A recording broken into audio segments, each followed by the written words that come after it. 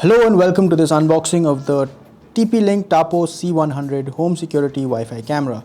As you can see, it has 1080p high definition full HD video recording, night vision up to 30 feet, and it has a microSD card slot in which you can put a microSD card of up to 128 GB. There's also a privacy mode.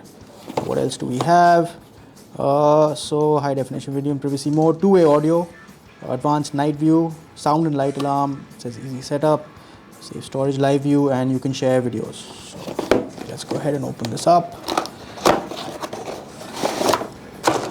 So when you open it up, you get a quick start guide. So there's your quick start guide. That's the QR code you need to scan for when you want to set it up initially. Let's put that to the side. This is pretty useful. This sticker is if you ever want to mount this to a wall, then you need to, this actually tells you the distance for the screws you need to drill.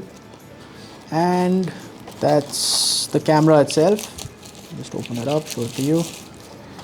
So there you have it. That's the camera, and that's the power cable. And apart from the power cable, they've given two screws.